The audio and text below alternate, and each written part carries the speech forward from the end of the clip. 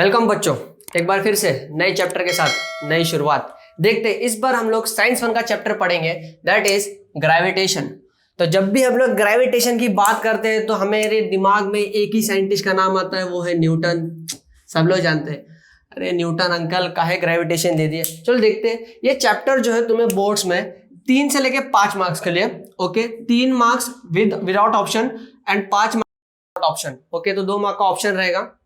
याद रखने का चैप्टर के अंदर क्या क्या कंटेंट है देखते हैं। COC, that is content of chapters. तो कंटेंट देखते हैं हम लोग क्या क्या है। सबसे पहले हम लोग देखेंगे ग्रेविटी है। सेकंड वाला हम लोग पढ़ेंगे circular motion and centripetal force. Third वाला हम लोग पढ़ेंगे केपलर्स लॉ। केपलर्स लॉ के अंदर ना आपको प्लैनेट्स के बारे में पता चलेगा कि प्लैनेट्स कैसा घूमता है, प्लैनेट्स अपने जगह से गिरते क्यों नहीं है, वो सब आपको यहाँ पर पता चलेगा। फिर उसके बाद हमारे पास है Newton's universal law of gravitation, यानी कि 2 ऑब्जेक्ट के बीच में ग्रेविटेशन कैसे काम करता है वो आपको यहाँ पर पता चलेगा। और एक्सेलरेशन ड्यू टू ग्रेविटी, यानी कि ये मार्कर है, ये जमीन पे गिर रहा है तो ये गिरेगा ना, तो ये कैसा गिरेगा ये आपको इस पार्ट्स में पता चलेगा। और एस्केप वेलोसिटी और फ्री फॉल में आपको ये पता चलेगा कि रॉकेट जो है अर्थ को छोड़ के बाहर कैसे जाता है, कितना स्पीड होना चाहिए जिसकी वजह से रॉकेट जो है अर्थ से बाहर चले जाए। दिमाग लगाना पड़ेगा। तो आइए शुरू करते हैं चैप्टर में। तो आइए बढ़ते हैं अगले पार्ट की तरफ। तो अगला पार्ट हमारा है फोर्स एंड मोशन। तो सिंपल सी बात है, जब भी हम लोग फोर्स की बात करेंगे तो फोर्स यानी कि ग्रेविटेशन किसने दिया था? Yes, very good, Newton. तो फोर्स का मतलब क्या होता है? फोर्स का फॉर्मूला होता है force is equal to mass into acceleration. Force is equal to mass into acceleration, ये हमें न्यूटन के सेकंड लॉ में मिला था।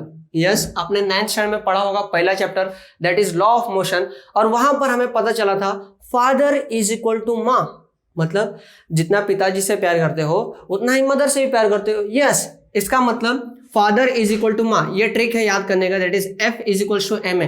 तो force is equal to mass into acceleration, ये क्लियर है।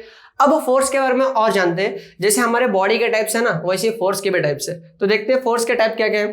तो फोर्स के 2 टाइप्स है, एक है सेंट्रीपेटल फोर्स, एक है सेंट्रीफ्यूगल फोर्स। दोनों का मतलब क्या होता है चलिए देखते हैं। यहां पर मैंने लिखा है सेंटर और यहां पर लिखा है पेटल। पेटल मतलब होता है टुवर्ड्स आना यानी कि नजदीक आना। देखो पी से याद रखने का, पी से बोलने का पास आओ ना, तो पास आओ, ठीक है। पास आना यानी कि फॉर एग्जांपल ये ऑब्जेक्ट है, ये मेरे पास आ रहा है, तो ये ऑब्जेक्ट मेरे से क्या है, सेंट्रीपेटल पे है, क्लियर है। और एक होता है सेंट्रीफ्यूगल। तो सेंट्री का मतलब फिर से मैं लिख देता हूं यहां पर सेंटर, और फ्यूगल एफ से याद रखने का, फेंकेगा, क्या करेगा, फेंकेगा। अब कोई भी चीज को फेंकूंगा ऑब्वियसली दूर जाएगा, फेंक रहा हूं, दूर गया ना, तो ऐसा ही। तो आप देखते हैं तो सेंट्रीपेटल क्या होता है, सेंट्रीफ्यूगल क्या होता है। तो सेंट्रीपेटल में हमें ये पता चला सेंटर के पास आएगा, सेंटर के पास आएगा। देखते हैं, the force of an object acting towards the centre is called centripetal force. यानी कि मैं फिर से यहां पर लिखता हूं, जैसे कि बात करते हैं ये सन है, मैं यहां पर लिख रहा हूं तो आप कंफ्यूज मत होना, ये सन है, ठीक है। अब फॉर एग्जांपल ये प्लैनेट्स है, जैसे कि ये अर्थ है। अर्थ क्या करता है, सन के आजू बाजू रिवॉल्व करता है, तो एक स्पेसिफिक ऑर्बिट में क्या करेगा, रिवॉल्व करेगा। तुमने कभी सोचा है अर्थ जो है घूम रहा है, घूमते घूमते गिरता क्यों नहीं है? ऐसा कैसे गिरेगा, हलवा है क्या? तो ये गिरता क्यों नहीं है? क्योंकि इसके पास एक स्पेसिफिक ऑर्बिट है और उस ऑर्बिट के अंदर वो रिवॉल्व करता है। क्या करता है, रिवॉल्व। अच्छा, रिवॉल्व और रोटेशन में कुछ फर्क है? हाँ फर्क है, बताता हूं, रुको, ठीक है। तो इसका मतलब जो अर्थ है इसका फोर्स टुवर्ड्स द सेंटर, ये अर्थ का फोर्स टुवर्ड्स द सेंटर है। तो टुवर्ड्स द सेंटर होने वाले फोर्स को हम लोग क्या बोलते हैं? Yes, very good, centripetal force. तो सेंट्रीपेटल फोर्स के बाद हम लोग देखते हैं सेंट्रीफ्यूगल फोर्स। देखो सेंट्री का मतलब फिर से लिख दिया है सेंटर, एफ से याद रखने का, फेंकेगा यानी कि सेंटर से दूर जाएगा। तो जैसे कि ये ऑब्जेक्ट है, मान लिया सेंटर है, ये सेंटर से क्या जाने वाला, दूर जाने वाला, दूर यानी कि और दूर जाएगा। तो देखते हैं दूर कैसे जाएगा। देखो यहां पर मैं डेफिनेशन लिखा, the force of an object acting away from the centre, यानी कि सेंटर से कहां जाएगा, दूर जाएगा। और सेंट्रीपेटल में क्या था, सेंटर के पास आएगा, पास आना यानी कि टुवर्ड्स आना, ठीक है। और उसका एग्जांपल हमारे पास है सूडो फोर्स। सूडो फोर्स क्या होता है, देखो सूडो वर्ड का मतलब होता है नकली, नकली को हम लोग बोलते हैं फॉल्स।